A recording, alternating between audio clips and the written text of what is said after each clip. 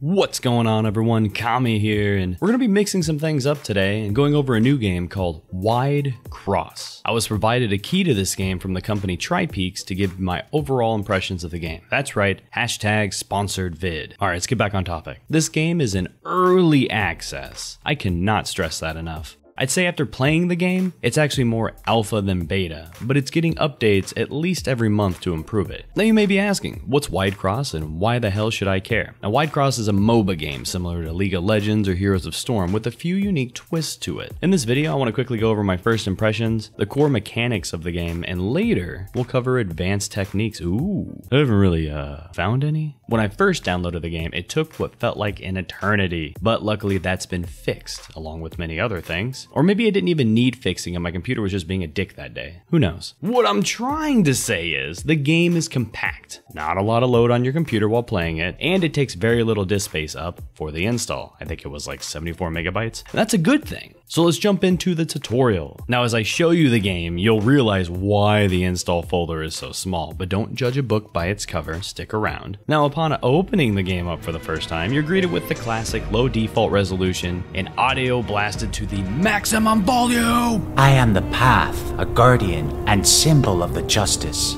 I quickly backed out of the tutorial and turned the volume down along with raising up some of my video settings. All the settings are very easy to understand, but it comes at a cost. Customizing. To be fair, this kind of game, the lack of customization in the video settings isn't really that big of a deal due to the simplistic artwork for the game. I changed all my settings to what I wanted them to be, and I jumped right back into the tutorial. That's right, I warned you, this game is simplistic. A lot of text-based prompts popping up, not a lot of fun little UIs, but it's whatever. While playing Wide Cross, you'll be attempting to destroy the enemy team's nexus. That's like their base, but it's behind a lot of crap. If you're able to destroy the nexus, you win. But to destroy the nexus, you're going to need to destroy the nexus shield. This doesn't really fire back at you. It makes it so the nexus is invulnerable. There's also a camp rebuilder. The camp rebuilder recreates broken buildings. Each building takes about 5 minutes to be fixed, but if you break down the camp rebuilder, they can't rebuild anymore. So it's a good thing to destroy. But why is it a good thing to destroy it? Well, there's one huge thing that helps the team stay alive, and that's the recovery pond. This game is a very unique way of looking at how you recover. Now, some games have a way that you can heal in spawn and ways you can heal outside of spawn. This game literally only allows you to heal on the recovery pond, which can be destroyed, which to me makes this game a little bit more important to have a healer, because once your recovery pond gets destroyed and your camp rebuilder and you're in a tight game and they still have the recovery pond, I don't think there's any way that you can win. I honestly don't love the idea of this, but I hadn't actually had a chance to play it out, so let's keep moving on. The gates. Now, the gates are very simple. You can't walk through the enemy gate, they can. The enemies can't walk through your gate, but you can. Each gate have 2 towers attached to it that shoot a crap ton of damage beams out on any enemy nearby. Make sure if you're trying to kill this gate or the towers, you have someone tanking the shots, or you get yourself a minion to help you. We'll go over that in a little bit. Now let's go over the champion. Check him out, he's cool, he's got a sword.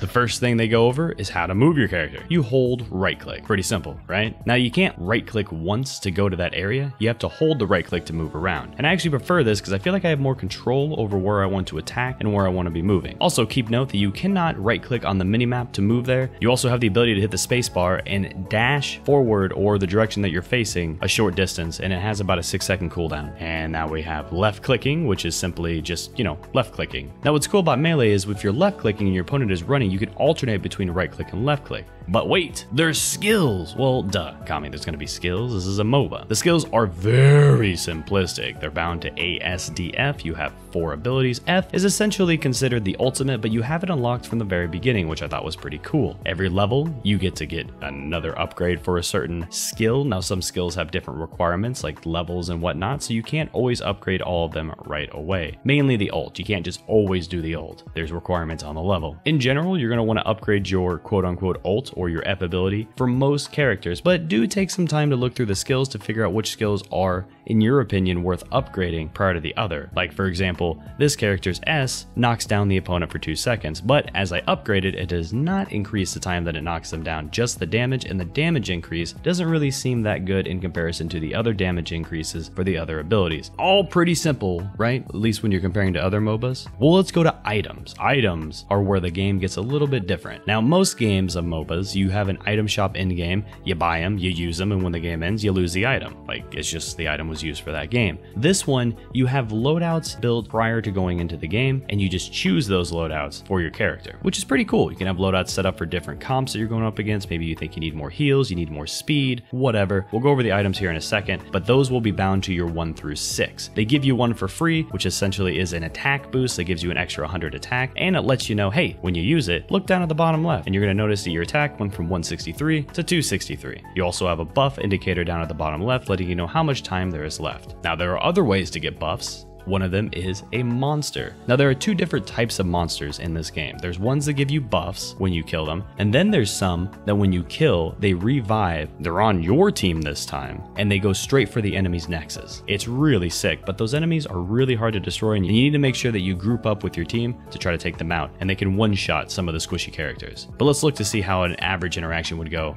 against this troll. Well, it would go a little bit harder than this. I walk up and ult it in the face. It's a tutorial, it lets you kill it, but it also lets you know that this troll, while killing it, increases your max HP, and it shows it on the bottom left. Now, guardians are tameable, which means the team that gets the last hit on it, it will be their pet to attack the other opposing team with them. As you can see, there's big red circles popping up. I run out of the first one, and I'm going for some AoE, and I try to run out of that one, but the swipe still hits me. My dash is down. Now my dash is not down. I'm able to get out of it, and I turn around and come in for a big old slam with the D, and we break them down. The tutorial kind of breaks off from here, and it lets you just kind of do your own thing. You're kind of attacking, and the first thing I notice while I'm trying to attack some people is how bad the movement is. Like, if there is an object anywhere near you, you cannot move. I'm trying to attack this big guy over there, but the giant creature right here, the giant molten creature, is in my way, and I can't get around him. Freaking Titan. I finally walk around and just kind of give him the hands, but the movement and how things clash is a bit rough. And like I've said in the past, this game is very early in development. It shows in how simplistic the descriptions of the items look. At the core of it, it's a very clean game. Like, it doesn't have a lot of bells and whistles going on, which means what needs to really shine is the gameplay. And I think the gameplay does okay, but things like moving around people, your teammates, I think, are counting as people, so you like, look how awful it is to try to attack this person, and it's like I can't even move forward. I don't know. Maybe it's something I gotta get used to, but I think in general they could probably smooth out the movement ability. And they've actually recently made it so the hits that you do to the opponents, they feel more hitty. Does that make sense? Like, you know that you're hitting them. You hear confirmations in sound, slices. If you're doing a magical attack or an explosive, it lets you know. And I think that's a really good change, and something they honestly need to invest a little bit more time into to make it so when you're attacking someone, it really feels like you're attacking. The movement also, while very clean and where you want to move, the hitbox collisions is rough. While we're finishing up the end of the tutorial, something I've noticed is some characters are just broken in comparison to other characters. Like, some just flat out do more damage more often, and it's kind of a bummer. So if this game is going to be not so much about graphics, and it's not going to be so much about how pretty it looks, it needs to be a competitive, or maybe not even competitive, but just a well-balanced game, because that's all you've got going for you.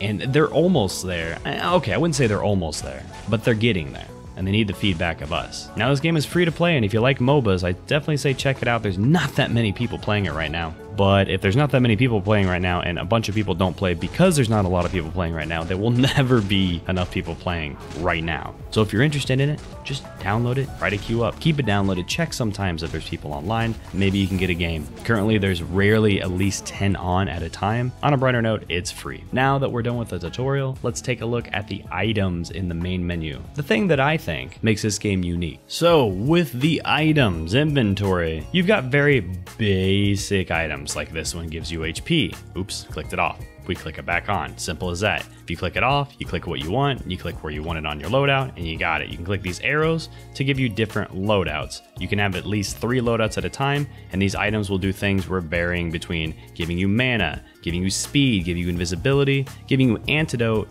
which I can only assume is something to do with some sort of dot on you. I'm not 100% sure. I have not been able to play with this yet. If I click on it, removes debuffs and prevents from getting debuffs for 2 seconds. Then we have Antidote, which Antidote removes debuffs and prevents from getting debuffs for 2 seconds. And lastly, Immunity Shots, which just prevents you from getting debuffs for 10 seconds. It doesn't remove, it just prevents, but it prevents longer. Anybody wondering what the hell is that stuff at the top left there, Kami? Heads, clothes, shoes, weapons, shield, accessories. I'm wearing all those in real life. Why can't I wear them in the game? Well, you can. You just need to craft them. So throughout playing the game, you're going to be receiving different scrolls. These scrolls allow you to craft. If you go ahead and click craft, you'll notice I have, well, I got nothing. I got literally nothing. But you can purchase these for money. I have not played this game enough, and a viewer of mine, Net Relief, said within a day, I believe, maybe a day or two, just playing bots, he was able to get a full loadout of items. So luckily, the rate of which you gain the in-game currency to craft things are pretty good. Can't hate on that. The thing you have to keep in mind though is not everyone can wear the same thing. So this person has chain and steel for their clothes, head, and shoes. And you can see all the rest of the requirements where this one is the same. This one is not. Things change: cloth and leather, wood and bronze. So keep an eye on what they need and what they can wear, knowing on what items you want to craft first. Now while we're on the main menu, you can see that there's different challenges you can complete and you get extra gold. That's a lot of gold, dude. We're talking doing these right here alone, I think would give you enough to get a full set of armor, along with, you know, playing the games and getting the gold from the games. And in here in the gallery, you can see how many characters are available and how much are coming up. And I guess the last thing here is the rankings. Obviously, as you would always expect, Kami is in the top 20 already with 3 games played.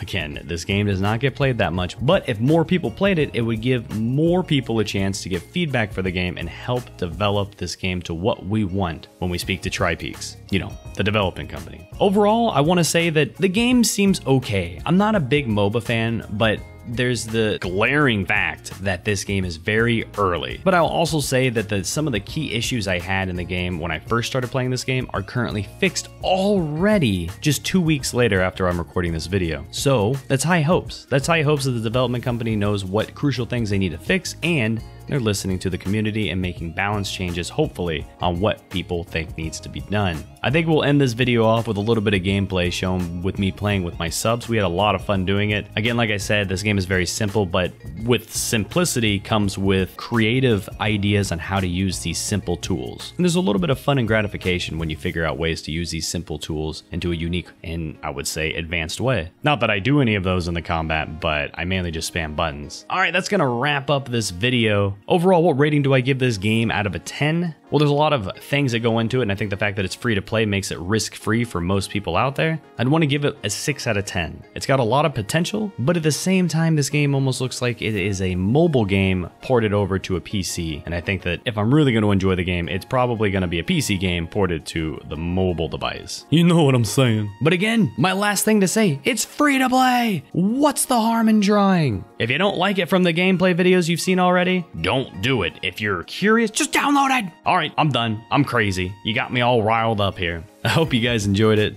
I'll see you next time. This is like the most ridiculous Globetrotter shit I've ever seen, dude. Yeah. Got you, Gabs. No, go on Diablo. Go on Diablo. Everything. Oh, I died, dude. I think I got it. Howdy, did you do it? No! Howdy, Yeah, howdy! Damn it. Hey, thanks for watching. I'm not gonna be one of those people who asks you to like and subscribe, so I'm not gonna ask.